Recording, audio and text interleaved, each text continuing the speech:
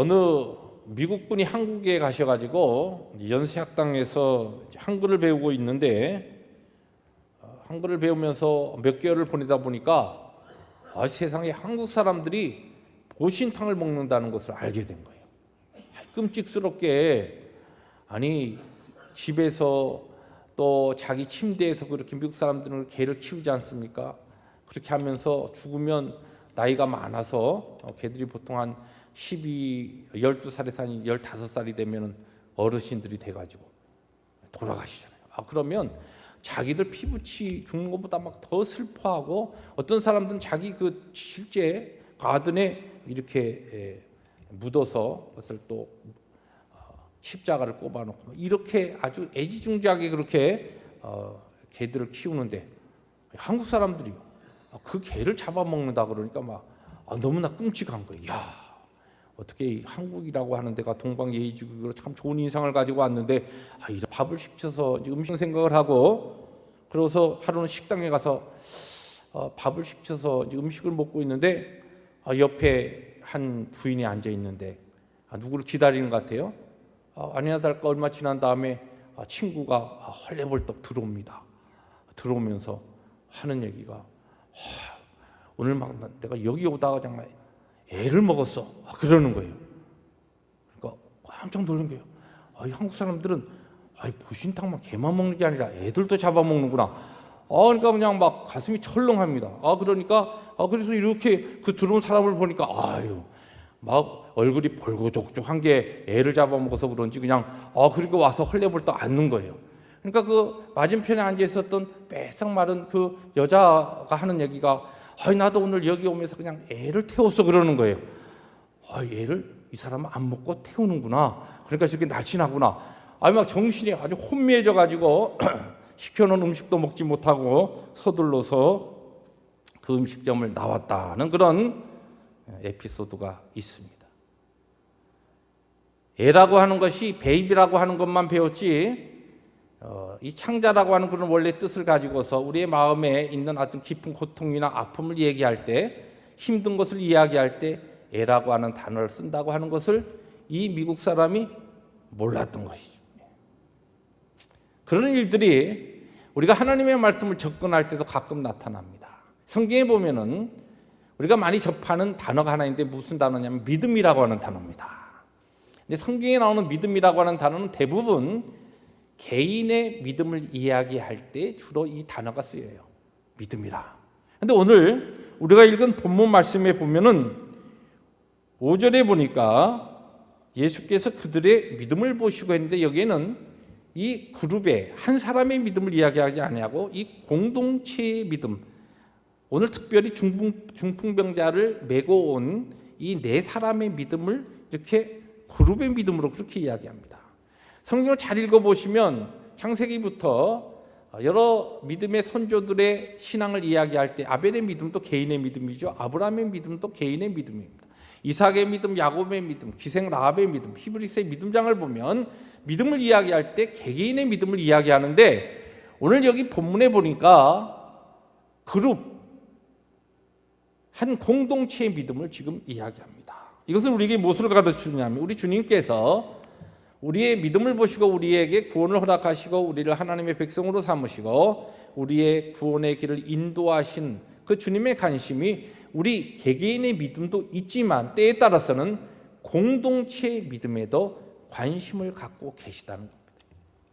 우리 주님께서 우리를 구원하시고 우리의 구원의 영광스러운 길을 걷게 하시면서 우리의 구원의 동반자가 되셔서 우리를 도우시고 보호하시고 인도하시고 낙심할 때 우리를 세우시고 하는 이와 같은 구원자로서의 사역을 하심에 있어서 저와 여러분 개개인의 그 개인의 믿음도 중요하게 보시지만 때에 따라서 이렇게 하나의 공동체로 믿음의 공동체로 펠로십 교회라고 하는 이 공동체로 우리들이 함께 믿음 생활할 때 우리 펠로십 이 공동체의 전체적인 믿음에도 관심을 갖고 계신다는 겁니다. 그러한 배경을 가지고 오늘 우리가 읽은 본문 말씀 마가복음 2장 1절부터 12절의 말씀을 통하여서 오늘 성경이 이야기하는 그들의 이 주님이 귀하게 여기셨던 이 공동체, 이 네 사람이라고 하는 이 그룹의 이 믿음. 주님께서 5절에 보면은 작은 자여 너희 죄 사함을 받았느니라 선포하시고 11절에 넘어가 보면 일어나 너희 상을 가지고 집으로 가라. 예수 그리스도의 구원자로서 그리고 치유자로서 하나님으로서 그분의 능력과 놀라운 능력을 선포하시고 보여주시는 이 대상이 되었던 이 사람들, 바로 이들의 믿음은 도대체 어떤 믿음이었는가라고 하는 것을 우리들이 찾아보면서 하나님의 교회, 우리 그리스도의 예수 그리스도의 몸된 교회인 펠로십 교회, 믿음의 공동체 믿음, 우리들의 믿음이 어떠한 모습으로 하나님 앞에 서야 될 것인가라고 하는 것을 살펴보려고 합니다. 첫째, 오늘 본문을 보면은 이 본문 말씀의 시작이 수일 후에라고 하는 내용으로 시작이 됩니다. 수일 후에.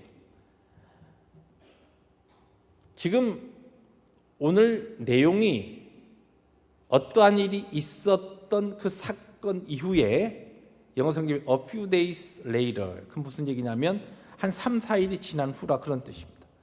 어떤 일이 있었고 그 일이 있은 3, 4일이 지난 후에 지금 이 내용, 중풍병자를 내 친구가 메고 와서 예수님께 데리고 와서 지붕을 뚫고 지붕을 열고 이 중풍병자를 내려서 그의 병을 고침을 받는 그런 이 역사가 어떤 일과 연결되어서 나타났다는 것이, 그냥 동떨어진 사건이 아니라 지금 이 사건은 앞에 일어났던 일들에 대한 중요한 영적 주제, 영적인 내용을 우리들이 알고서 그 다음에 본문을 읽으면 본문이 가르치는 바른 내용을 더 선명하게 깨달을 수 있다는 것입니다. 그럼 여러분, 어제 새벽 기도에 우리들이 나누었던 본문인데 이 전에 있었던 일은 무엇입니까? 예수님께서 가버나움 회당에서 가르치실 때 한 나병 환자가 찾아오죠. 그래서 주님이 원하시면 나를 고칠 수 있습니다. 내가 낫겠습니다. 그러니까 주님께서 원하노니 깨끗함을 입으라, 얻으라, 그렇게 선포하십니다. 바로 이 나병 환자를 고쳐주셔요. 그러면서 주님께서 뭐라고 말씀하시냐면 너는 제사장에 가서 너의 몸을 보이고 이 소문을 내지 말라, 그렇게 당부하셨는데 이 나병 환자가 자기 몸이 고침을 받고 나니까 너무 기쁘고 너무 좋아가지고 그 길로 주님의 말씀 싹 잊어버리고 동네방네 떠들면서 다녔습니다. 그러니까 그 소문을 듣고서 야, 나병 환자도 고침을 받았대. 가버나움 주위에 있었던 수많은 환자들이 막 주님께 몰려드는 겁니다. 메시아로서 예수님께서 이 땅에 오셔서 하시는 가장 중요한 메시아 구원자로서의 사역은 복음을 증거하는, 복음을 전파하는 복음 사역이어야 됩니다. 그런데 복음 사역을 하시면서, 복음을 전파하시면서 예수 그리스도께서 친히 하나님의 아들이심과 하나님이심을 증거하시고 증명하시기 위한 하나의 또한 사역으로서 많은 치유 사역을 하시는 겁니다. 근데 치유 사역이 주가 아니고 복음 사역이 주가 돼야 되는데 이 나병 환자가 그냥 동네방네 떠들고 다니는 것 때문에 주님의 사역이, 가장 중요한 복음 사역이 방해를 받는 겁니다. 그래서 할 수 없이 주님께서 한적한 곳에 나가서 이 가버나움 동네에서 떠나셔서 한적한 곳에서 좀 피해가 계신 겁니다. 그리고 3, 4일이 지난 다음에 다시 가버나움에 들어오셨습니다. 그리고 산 집에 들어가십니다. 그러니까 아니나 다를까, 예수님께서, 수많은 병자를 고친 예수님께서 또 다시 돌아오셨단다, 소문이 또 나니까 사람들이 이 집 주위로, 집 안으로 주위로 막 몰려든 겁니다. 근데 주님께서 몰려든 그 사람들이 또 병을 고치시지 아니하고 오늘 성경 말씀에 보니까 그 집에서 뭘 하시냐면 도를 가르치십니다. 복음을 말씀하십니다. 복음이란 뭡니까? 예수 그리스도께서 구원자 되심과 우리의 죄를 깨끗하게 하시고 우리를 죄 가운데서 구원하시는 구원자 되심을, 그 복음의 핵심을 성경을 풀어서 말씀하시는 겁니다. 그러고 있을 때에 일어난 사건이 뭐냐? 오늘 사건이에요. 중풍병자를 네 사람이 메고 온 겁니다. 와서 보니까 어떠한 일이 일어납니까? 첫 번째, 이 지금 그들의 믿음, 이 네 사람의 믿음을 보시고 주님께서 제 사함을 받았느니라 하고 중풍병자의 죄를 사해 주시고 그 다음에 그의 병을 고쳐 주시는데, 여기 지금 주님께서 보신 그들의 믿음은 첫 번째 보니까 장애물을 극복하는 믿음이라, 그렇게 우리들이 정의를 내려볼 수 있습니다. 이 중풍병자를 메고 온 이 친구들의 믿음은 어떤 믿음이냐? 와봤더니 웬걸 벌써 소문이 나가지고 아예 집 안에는 사람들이 꽉 차 있는 것은 물론이고 집 주위에도 그냥 꽉 차서 도무지 집 안으로 들어갈 수가 없습니다.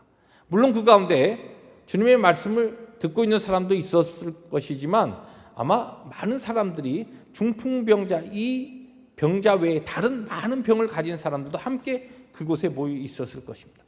난감한 겁니다. 중풍병자를, 움직일 수 없는 이 중풍병자를 메고 왔는데 이 내 친구들이 보니까 이거 뭐 방법이 없는 거예요.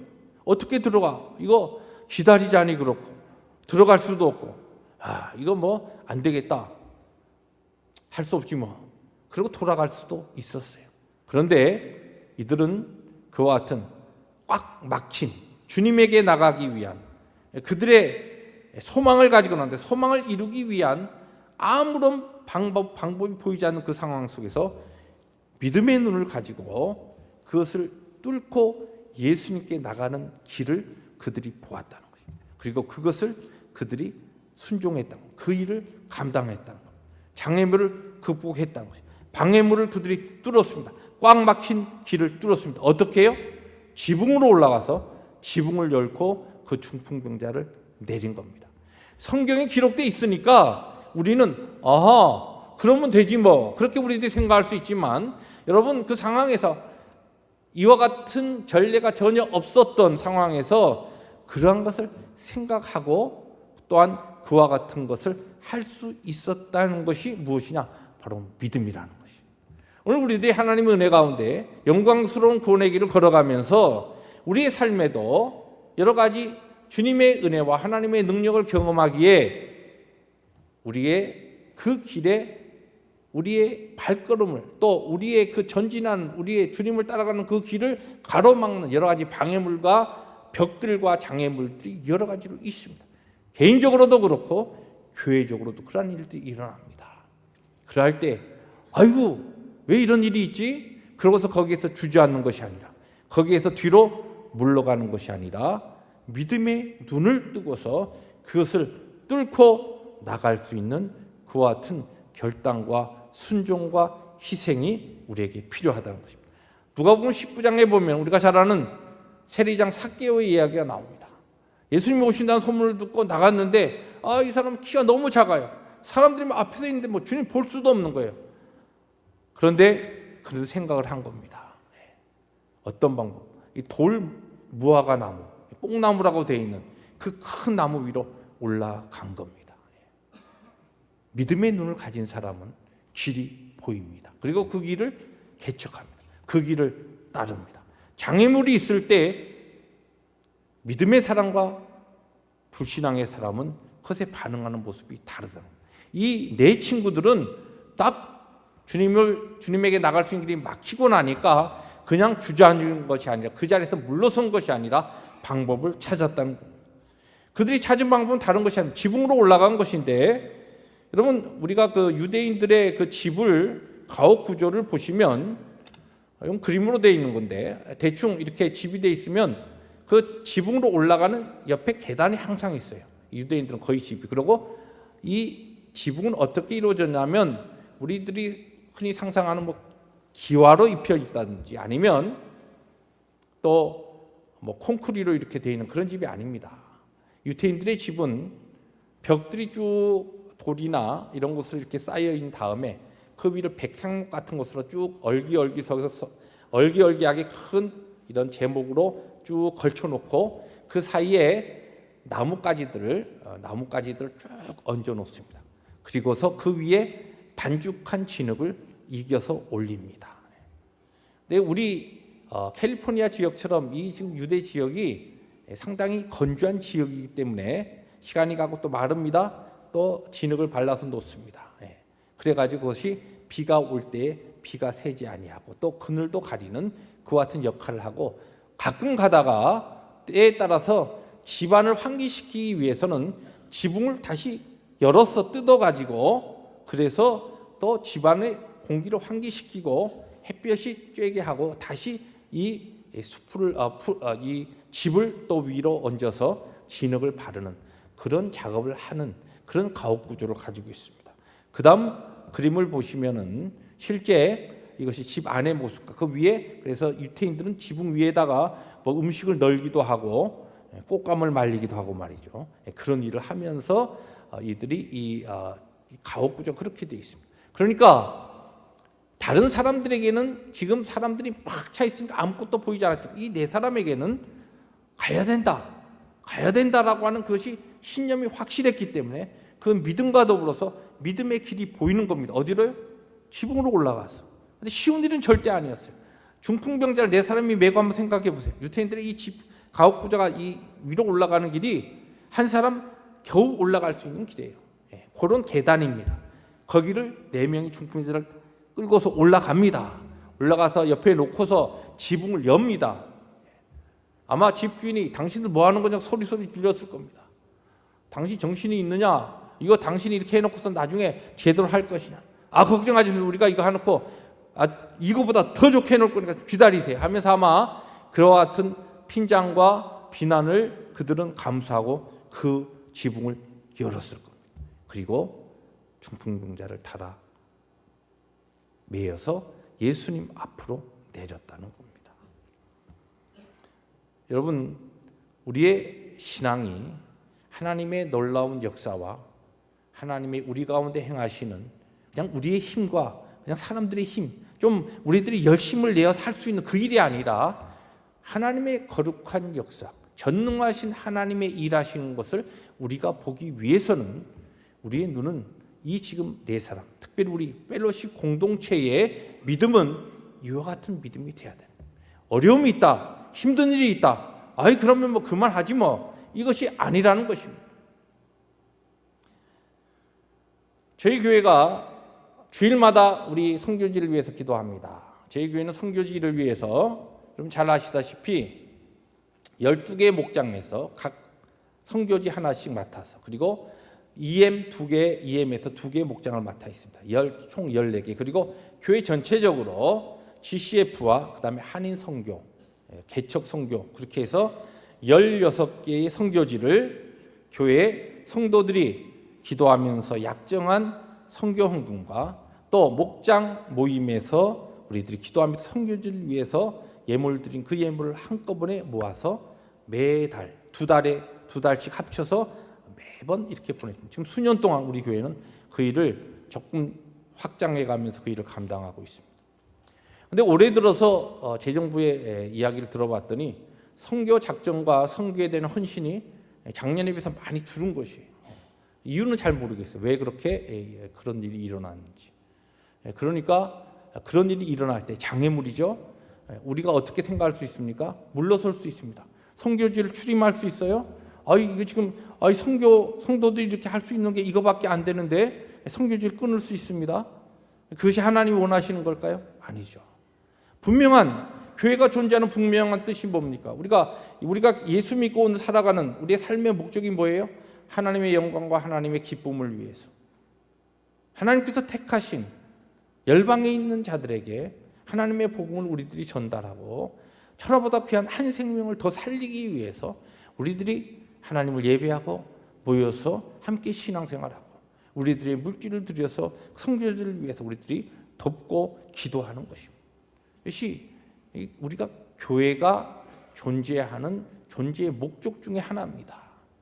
그렇다고 한다면 올해는 목장이 하나 더 늘었습니다. 선교지가 늘어야죠. 선교의 지경을 넓혀야 됩니다. 상황은 거꾸로 가지만 우리가 믿음의 눈을 뜨고 보면은 분명히 하나님께서 우리 가운데 행하시는 거룩한 능력을 체험하기 위해서 길이 있다는 것입니다. 16개에서 비록 상황은 어려워도 믿음으로 17개의 선교지를 시작할 수 있기를 원합니다. 그렇게 하나님의 교회가 믿음으로 순종해 나갈 때 하나님께서 그분의 거룩하신 그 역사를 우리 가운데 보이리라 믿습니다. 그런 교회와 그러한 공동체의 믿음이 우리 가운데 선포되기를 원합니다. 두 번째로 그들의 믿음은 어떤 믿음이었느냐? 두 번째 여기 보니까 협력하여 나아가는 믿음이었다는 겁니다.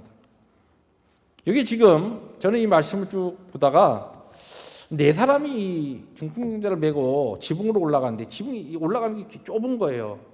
지난주에 제 방에 있었던 이 냉장고에 좀 문제가 생겨가지고 잠시 내려다가 이 안에 꽉 찬 얼음을 녹여갖고 다시 올라가는데 좁거든요. 그러니까 두 사람이 이렇게 한 사람은 앞에 한 사람 뒤 사람이 이렇게 끌고 올라갔습니다. 근데 이 좁은데 네 사람이 이 중풍병자를 메고 올라갈 때 얼마나 불편했겠어요. 모르겠습니다. 나중에 천국에 가서 그때 그 장면 다시 한번 필름 좀 돌려보세요. 어떻게 했는지 궁금합니다. 아마 우리가 보면 그때 상황이 나타나겠죠. 그런데 중요한 것은 이 네 사람을 주님께서 그들의 믿음, 이 네 사람의 믿음을 다 보시고 그에게 먼저 죄사함을 선포하시죠. 중풍병자에게. 그리고 그의 병을 고쳐주십니다. 함께 했다는 겁니다. 저는 그런 생각을 해봤어요. 올라가는데 힘드니까 한 사람이 폰만 잡고 힘을 안 썼다. 그러면 그 힘을 안 쓰는 것만큼 남은 세 사람이 더 힘을 썼어야 했을 겁니다.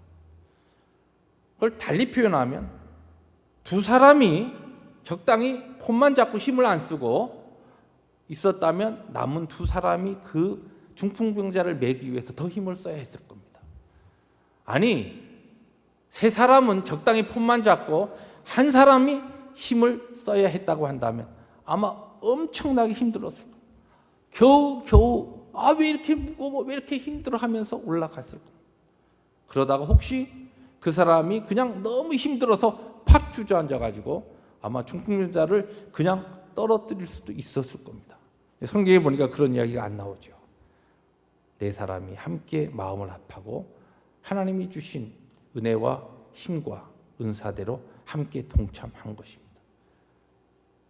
공동체에 하나님 주님께서 원하시는 믿음은 모두가 함께 협력하는 믿음의 모습입니다. 왜 우리를 개개인적으로 예수 믿게 하지 아니하시고 공동체로 부르셨을까요? 각자 하나님께서 우리에게 주신 여러 가지 은사와 모든 것이 다르지만은 함께 더불어 주 그리스도의 몸된 교회를 세우기 위하여 우리를 불러주신 겁니다. 이 네 친구들 중에 어떤 친구는 좀 힘이 장사인 친구도 있을 수 있었겠죠. 어떤 친구는 좀 힘이 약한 친구도 있었을 겁니다. 그러나 네 사람이 모두 다 그 일에 동참했다는 사실입니다. 소구의 몰락이라고 하는 고전에 해당하는 책이 있는데요. 오스왈드 스팽글러라고 하는 사람이 쓴 책입니다.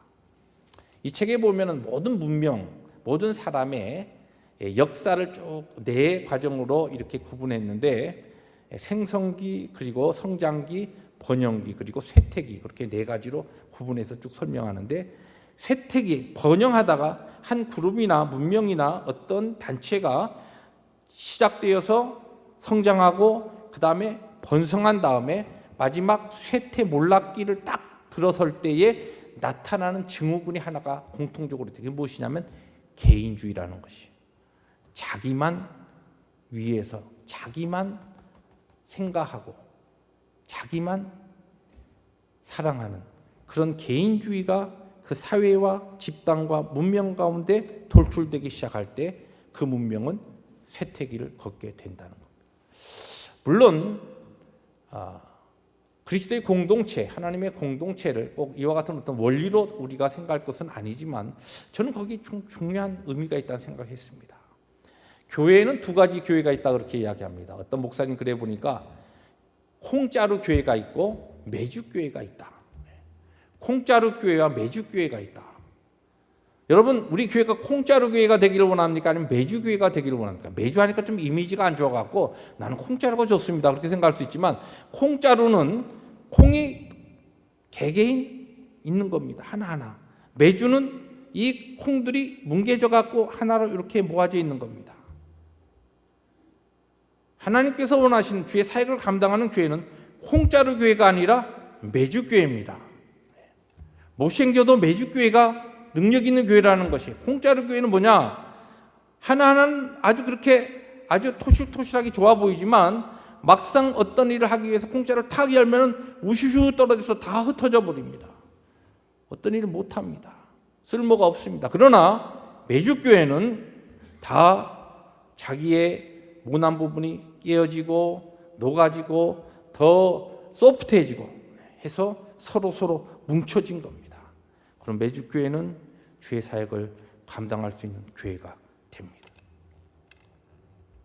주님께서 보신 이 믿음은, 이 친구들의 믿음은 어떤 믿음이었습니까? 죄송하지만 매주의 믿음이었습니다. 공짜로 믿는 매주의 믿음. 함께 힘을 합쳐서 나에게 주신 은사대로, 이것은 특별히 이런 헌신과 이런 일들은, 이런 봉사는 저렇게 그냥 설교하는 거야. 설교자나 아니면 목회자나 사역자나 아니면 교회 장로님들이나 하는 것이지 우리 같은 사람 이런 거 아닙니다. 우리가 거룩한 그리스도의 몸된 교회로 지체들로 부름을 받았을 때는 함께 해야 되는 겁니다. 그럴 때 주님께서 귀하게 보시는 바로 그 공동체 믿음이 될 수가 있는 것입니다.